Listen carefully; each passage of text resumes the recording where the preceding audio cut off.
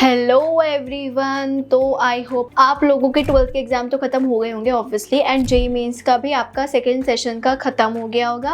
अब आपके माइंड में आ रहा होगा कि what to do just after JEE Mains. अब जेईई मेंस हो गया, अब दीदी अब हम आगे क्या करें। और हमारा जेईई मेंस भी ऐसा कुछ खास तो गया नहीं है, हमने बहुत ही ख़राब कर दिया, जेईई मेंस भी कूड़ा कर दिया, एंड 12th में भी इतना कुछ खास करके आए नहीं है जो आगे पता चलेगा क्या ही होगा।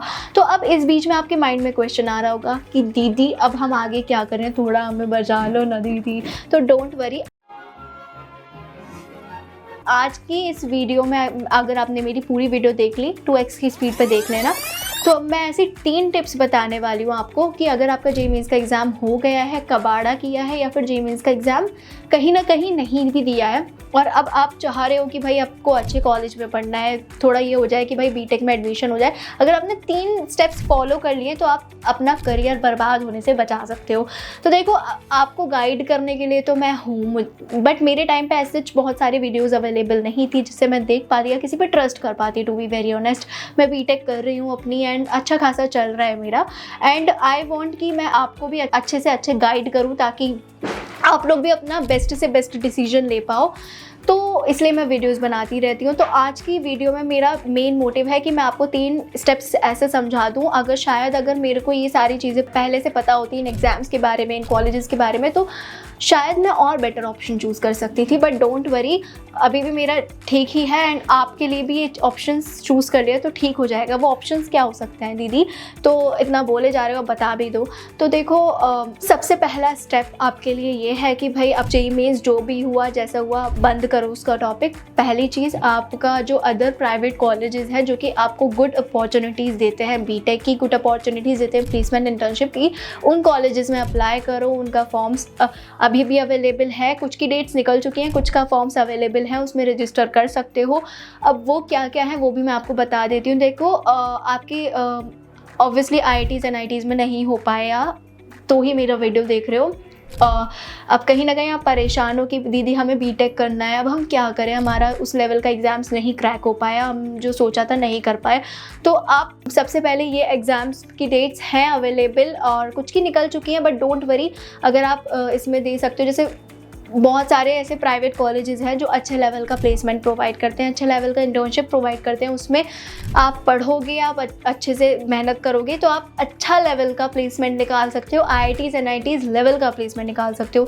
बहुत कुछ में ज़्यादा बजट होता है जो इसमें, जैसे बिट सेट है, बिट्स पिलानी जिसको टारगेट करना होता है, इसमें थोड़ा पैसे ज़्यादा जाता है। तो अगर इसका जो डेट्स की अगर मैं बात करूं, बिट सेट के डेट की, तो बिट्स पिलानी ये सारे जो कॉलेजेस होते हैं प्राइवेट होते हैं, इसमें पैसा ज़्यादा लगता है ऑब्वियसली। तो या इसका रजिस्ट्रेशन सेशन 1 ख़त्म हो चुका है, सेशन 1 की डेट जा चुकी है, सेशन 2 की डेट्स अभी भी अवेलेबल है, मतलब इसका 20 अप्रैल तक इसका रजिस्ट्रेशन होगा। अभी अप्लाई करोगे तो 20 अप्रैल तक रजिस्ट्रेशन होगा, और जो इसके एग्ज़ाम्स होंगे वो 24 से 26 मई के बीच में होंगे। तो आप उस एग्ज़ाम्स का अच्छे से प्रिपेयर करके दे सकते हो। अब उस एग्ज़ाम्स में क्या क्या पूछा जाएगा, देखो उस लेवल का तो नहीं होता जेईई मेंस के लेवल का, बट हाँ आपको इन सारे एग्ज़ाम्स में अपना स्पीड एंड एक्यूरेसी रखना पड़ेगा। थोड़ा रिलेटेड क्वेश्चंस पूछे जाते हैं तो आपका माइंड खोल के रखना पड़ेगा। एनसीईआरटी बेस्ड आता है, उस लेवल का एनसीईआरटी के बेस्ड जो क्वेश्चंस आते हैं उस लेवल एनसीईआरटी के साथ साथ आप अदर क्वेश्चंस भी लगाओ ताकि आपकी स्पीड अप बनी रहे। बाकी आपको इन सारे कॉलेजेस जो भी मैं बता रही हूँ, कुछ भी डाउट आ रहा हो कि दीदी हम कैसे पढ़ सकते हैं, क्या कर सकते हैं, उसके लिए मुझे मैसेज कर सकते हो, मैं आपको गाइड कर दूँगी। ठीक है, ये हो गया। अब सेकेंड, आप VIT EEE नामक एक एग्ज़ाम होता है जहाँ पे कहीं ना कहीं आपने सुना होगा, मेरी बहुत सारी वीडियोज़ देखी होंगी। तो अगर आप, ये भी एक एग्ज़ाम होता है जिसकी अगर मैं बात करूं तो इसकी जो डेट है 31 मार्च तक थी, बट ये एक्सटेंड होगी 12 अप्रैल तक हो गया है। सेकेंड वीक ऑफ मई में इनके एग्जाम्स होते हैं। तो अगर आप VIT EEE को टारगेट करते हो तो इनसे आपको VIT Vellore, Andhra Pradesh, VIT Bhopal, VIT Chennai जैसे कॉलेजेस मिल सकते हैं। अब आपके माइंड में आ रहा होगा कि भाई दीदी फीस तो बहुत होती है। तो देखो, इसमें फ़ीस होती है लेकिन फ़ीस कैटेगरी 3, 4, 5 के लिए होती है। अगर आपने थोड़ी मेहनत मेहनत करके अच्छे से परफॉर्म करके अच्छे से एग्ज़ाम दे के कैटेगरी 1 एंड 2 में अपना नंबर ला लिया तो आप बहुत हद लेवल तक अपनी फ़ीस कम कर सकते हो, क्योंकि कैटेगरी 1 एंड 2 में वही स्टूडेंट्स पढ़ते हैं जिनका अच्छे से एग्ज़ाम क्रैक हो जाता है एंड देन उनकी फ़ीस डिस्काउंट हो जाती है। 3, 4, 5 में पढ़ना वैलिड नहीं है। अब आपके माइंड में आ रहा होगा कि दीदी कैटेगरी 1 में कैसे नंबर लाएँ, कैसे हो सकता है, उसके लिए मुझे कॉन्टैक्ट कर सकते हो। थोड़ी हेल्प जहाँ तक मुझसे हो पाएगी मैं आपकी कर दूँगी, या फिर डायरेक्टली उस स्टूडेंट से कॉन्टैक्ट करा दूँगी, आपको हेल्प मिल जाएगी। तो ये रहता है। बाकी बहुत ज़्यादा फ़ीस आपको कैटेगरी 4 एंड 5 में पे करना पड़ सकता है, तो आप उतना ज़्यादा फ़ीस पे ना करके कहीं और आप दे दो तो वो ज़्यादा बेटर रहेगा।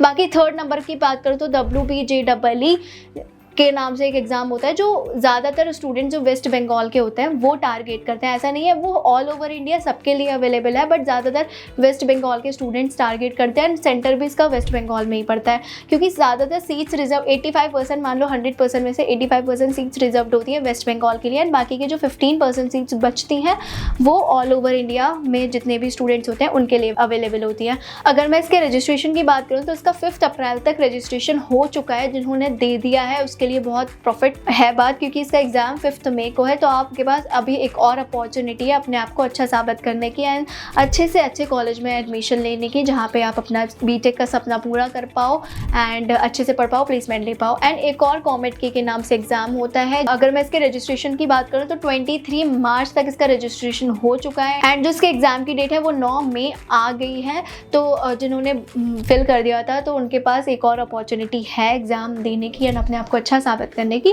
तो ऐसा क्या दीदी, इसके अलावा हमारे पास और कोई ऑप्शन नहीं है क्या? हम चाहते हैं कि थोड़ा अच्छे खासे ठीक ठाक बजट में हम अच्छे से बीटेक कर ले एंड देन हमारा प्लेसमेंट इंटर्नशिप अच्छे से लग जाए। तो देखो ये ऑप्शन तो है, स्टेप 1 ने अगर आपने ये चीज़ कर लिया तो अच्छी बात है, बट आपको उसके अलावा बैकअप भी लेके चलना पड़ेगा। ऐसा नहीं है कि भाई अब हम दीदी ने ये बता दिया तो हमको तो यही एग्ज़ाम्स अगर दे देंगे तो हम बीटेक अपना अच्छे से निकाल लेंगे, बट आपको बैकअप में भी कुछ कॉलेजेस रखने पड़ेंगे। तो हमारे लिए सेकेंड ऑप्शन यही रहने वाला है कि थोड़ा अपने लिए बैकअप में ऑप्शंस रखो। ऐसा ना हो कि आपने ये सारे एग्जाम्स को टारगेट करा बट आपने बैकअप में कुछ ऑप्शन ही नहीं रखा और आपका यहाँ से भी हाथ गया आपका, और जो बैकअप में ऑप्शंस नहीं रखे थे, थोड़ा दीदी की वीडियो थोड़ा आगे तक देख लेते ताकि हमें ये भी पता लग जाता कि सेकंड स्टेप में दीदी अपना वही बताने वाली हैं। तो सेकंड ऑप्शन में यही है कि थोड़ा बैकअप में ऑप्शंस रखो। और वो ऑप्शंस ऐसे होते हैं कि बहुत सारे ऐसे कॉलेजेस हैं जो आपके लो परसेंटाइल पर भी अपना बीटेक में एडमिशन लेते हैं। एंड अगर आपने जेई में लो परसेंटाइल आई है या जेई मेंस का एग्ज़ाम नहीं दिया है तो अदर बहुत सारे कॉलेजेस हैं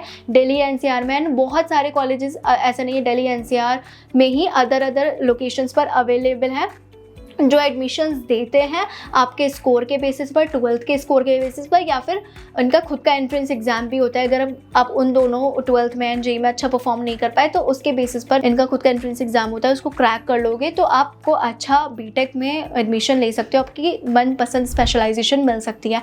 अब इसमें क्या होता है ना कि इसके रजिस्ट्रेशन जो होते हैं वो जल्दी क्लोज होते हैं। जैसे कि अब 12th का एग्जाम आपका हो गया था, अब 12th का रिजल्ट आएगा, तो उसमें जब तक रिजल्ट आएगा ना तो इसमें सीट ऑलमोस्ट फिल हो जाएंगे एंड उस टाइम पर इतना ज़्यादा रश होगा, इतना भीड़ बची होगी एंड वो उस टाइम पे सोच रहे होंगे कि काश हम लोग इसमें फिल कर देते तो हमारा कहीं ना कहीं सेफ जोन हो जाता। इफ़ अगर सीट्स अवेलेबल भी होंगी तो आपकी पसंद की स्पेशलाइजेशन आपको उस टाइम पर नहीं मिल पाएगी। तो मेरे लिए जो मेरा ओपिनियन है आप लोगों के लिए कि मेरे लिए यही है कि कुछ बैकअप में ऑप्शंस रखो। और बैकअप में ऑप्शंस क्या क्या रख सकते हो कि सबसे पहले बेनेट यूनिवर्सिटी, इसमें थोड़ा आपका 16 लाख तक जाएगा। अगर 16 लाख तक बजट हो आप इसको चूज़ कर सकते हो। प्लेसमेंट इसकी अच्छी खासी है, मतलब अपॉर्चुनिटीज़ इंटर्नशिप्स की सबकी अच्छी खासी मिल जाती है। लॉन्ग वीडियो मैंने इस पर डाल रखी है, डिटेल में चाहिए जाके देख सकते हो, बाकी मैसेज करके पूछ सकते हो कि इसमें फॉर्म कैसे फिल करना होता है, क्योंकि जब आप फॉर्म फिल करोगे इसमें बहुत सारी मिस्टेक्स भी स्टूडेंट्स कर देते हैं जिसकी वजह से दोबारा जो उनको मौका मिलता है अपना गलती सुधारने का, बीटेक करने का, वो दोबारा अपना हाथ से खो देते हैं। एडमिशन के टाइम पे उनका ऑफर लेटर जनरेट नहीं हो पाता एंड देन एडमिशन उनका कैंसिल हो जाता है। तो बेनेट में एडमिशन लेने का प्लान कर रहे हो, एक बार गाइडेंस मुझसे ले लो, कांटेक्ट करा दूंगी स्टूडेंट से या फिर मैं खुद आपको अच्छे से गाइड कर दूंगी। सेकंड, आप IIM यूनिवर्सिटी को टारगेट कर सकते हो, ग्रेटर नोएडा में लोकेटेड है।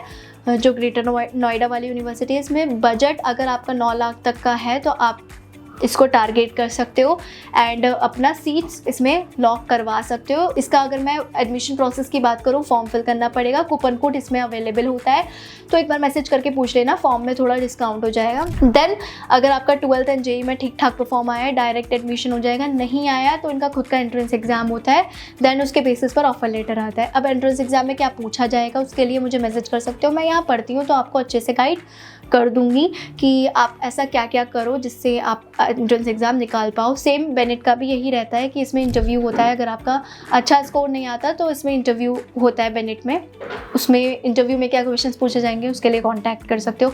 एंड अदर भी ऑप्शंस हैं जैसे क्वांटम यूनिवर्सिटी जो कि रुड़की में लोकेटेड है। अगर आपका बजट 6 लाख का है तो आप क्वांटम को टारगेट कर सकते हो, इसमें अच्छी खासी आपको अच्छी प्लेसमेंट देखने के लिए मिलेंगी, क्योंकि अभी जो रिसेंट टाइम में क्वांटम यूनिवर्सिटी बहुत काम कर रहा है अपनी इंटर्नशिप्स पे एंड प्लेसमेंट्स पे, और मुझे लगता है जो 2026 वाले स्टूडेंट्स हैं वो उनके लिए काफ़ी हेल्पफुल रहने वाला है, क्योंकि अभी बहुत सारे स्टूडेंट्स इस कॉलेज के बारे में, इस यूनिवर्सिटी के बारे में अवेयर नहीं है एंड यही आपके पास मौका है, आप इसका फ़ायदा उठा सकते हो एडमिशन लेके। फॉर्म मतलब आप एडमिशन लेके रख लो बैकअप में, वो अदर एंट्रेंस एग्जाम को भी टारगेट करना, बट बैकअप में ऑप्शंस भी रखो कि भाई वहाँ से हाथ गया तो कम से कम आपका साल तो वेस्ट ना हो, थोड़ा रहे तो आपके पास, थोड़ा स्मार्ट प्लान करो। इसलिए क्वांटम में फॉर्म फिल करो। अगर आपको रुड़की साइड एडमिशन लेना है उसमें फॉर्म फिल करना पड़ेगा। कूपन कोड इसमें भी अवेलेबल होता है, मैसेज करके मुझसे ले लेना कूपन कोड एंड मैं आपको प्रोवाइड कर दूंगी 50% 100% जितना भी उस टाइम पे चल रहा होगा, जो भी मेरे पास से पॉसिबल हो पाएगा वो मैं आपकी हेल्प करूँगी, कूपन कोड प्रोवाइड करूँगी। एंड देन अगर आपका अच्छा रहा 12th एंड जेई में, वेल एंड गुड, नहीं रहा तो इनका एंट्रेंस एग्जाम होता है क्यू केयर के नाम से। अब उस एंट्रेंस एग्जाम को देने के बहुत सारे बेनिफिट्स होते हैं जो मैंने लॉन्ग वीडियो में बनाया था। वन ऑफ द बेनिफिट रहता है इनका प्लेसमेंट्स का एंड स्कॉलरशिप्स का। तो अगर आपका इतना बजट नहीं जा रहा है, 6 लाख तक भी नहीं जा रहा है, तो आप थोड़ा इसमें स्कॉलरशिप्स लगती हैं जो स्टूडेंट्स को नहीं पता होता है। मेरे को 1.5 साल का एक्सपीरियंस है, मैं खुद स्टूडेंट हूँ, तो मेरे अलावा मुझे नहीं लगता आपको कोई अच्छे से गाइड कर सकता है इन सब से रिलेटेड, एंट्रेंस से रिलेटेड, एकेडमिक से रिलेटेड। तो आप मुझसे हेल्प ले सकते हो। और बजट का भी मुझे पता है कि नहीं हो पाता किसी का, तो अगर आप इसमें अच्छा सा अपना देते हो एग्ज़ाम को, हेल्प के लिए मुझसे कॉन्टैक्ट कर लेना, मैं आपको बता दूँगी क्योंकि ईयर में क्या क्या क्वेश्चन पूछे जाएंगे, किस तरह से होता है, तो आपको हेल्प मिल जाएगी। उसमें आप अच्छे से परफॉर्म करोगे, आपकी स्कॉलरशिप लग जाएगी, देन आपका उसके बेसिस पर ऑफर लेटर आ जाएगा। एंड अगेन मैं एक चीज़ बोल रही हूँ, हर कॉलेज में कूपन कोड अवेलेबल होता है, जितना भी मैं बता रही हूँ ये सारे कॉलेज में कूपन कोड अवेलेबल है। इन सारे कॉलेज में जो एंट्रेंस एग्जाम होते हैं उसके लिए मुझसे हेल्प ले लेना। फॉर्म फिल करने जा रहे हो, एक बार कांटेक्ट करके पूछ लेना, हो सकता है मैं कुछ ऐसी हेल्प कर दूं आपकी जो आपके लिए बेनिफिशियल हो आगे, ठीक है। और भी कॉलेजेस जैसे KR मंगलम की हो गई, वो KR मंगलम में जो फीस जाती है 9 लाख तक जाती है, उसमें भी सेम फॉर्म फिल करना पड़ेगा। देन आपके स्कोर के बेसिस पर ऑफर लेटर आएगा एंड इसमें भी एंट्रेंस एग्जाम होता है। अगर आपका 12th एंड जेई में अच्छा परफॉर्म नहीं गया तो एंट्रेंस एग्जाम होता है। अब उसमें क्या पूछा जाएगा, कैसे एंट्रेंस एग्जाम होगा, उसके लिए मुझे कॉन्टैक्ट कर सकते हो एंड मैं आपको अच्छे से बहुत प्यार से गाइड कर दूंगी। बाकी NIU भी है जो कि अगर आपका 7 लाख का बजट है, नोएडा में लोकेटेड है, तो आप इसको टारगेट कर सकते हो। फॉर्म फिल करना पड़ेगा, 12th एंड जेई के बेसिस पर ऑफर लेटर आएगा।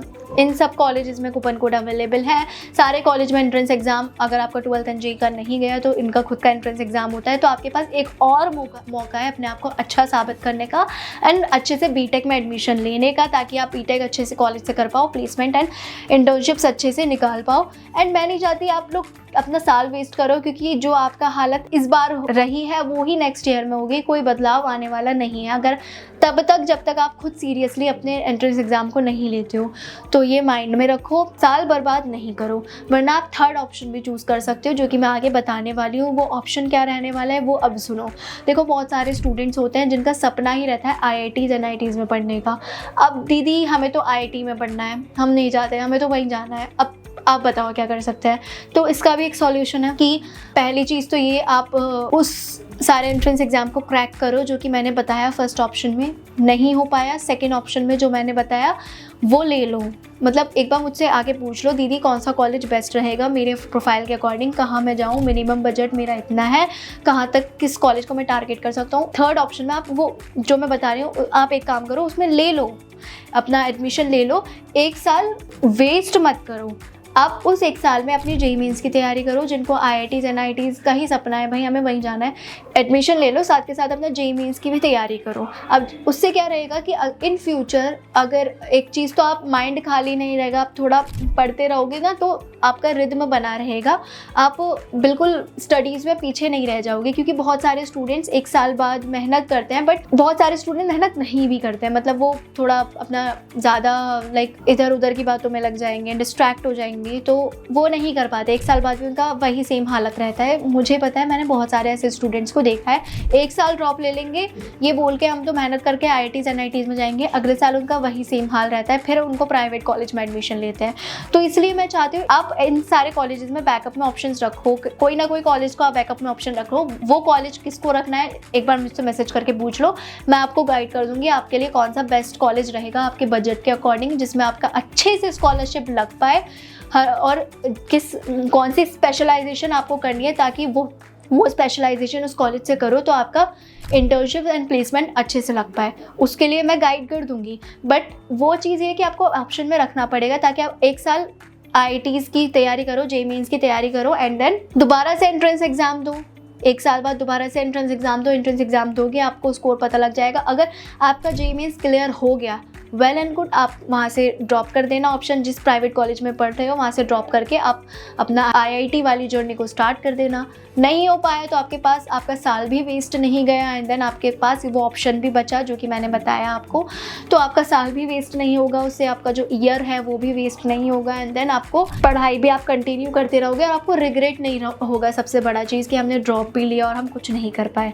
तो मेरा मेन मोटिव यही था, एंड मुझे लगता है अगर आपने ये 3 स्ट्रैटेजी जो कि मैंने बहुत ट्राई किया आपको अच्छे से एक्सप्लेन कर पाऊँ, अगर आपने ये फॉलो कर लिया तो आप अपना करियर बर्बाद होने से बचा सकते हो। क्योंकि ड्रॉप ले लेना, उसके बाद दोबारा से वही चीज़ करना, तो ईयर भी वेस्ट होगा, पैसा भी वेस्ट होगा, एंड जो आपका रिदम बना पड़ा था, मतलब 12th में जो पढ़ा था वो फर्स्ट ईयर में सेम वही रहता है कोर्स, तो आपको पढ़ना भी ज़्यादा नहीं पड़ेगा। तो आप एक साल बाद ड्रॉप लेके जाओगे ना, तो आप पढ़ा है तो आपने तब भी नहीं होगा, बहुत सारे स्टूडेंट्स ने नहीं पढ़ा होगा, तो जब एक साल बाद ड्रॉप लेके जाओगे तो आपका वो भी माइंड से चीज़ें निकल जाएंगी, फिर आपको एक्स्ट्रा पढ़ना पड़ेगा फर्स्ट ईयर में।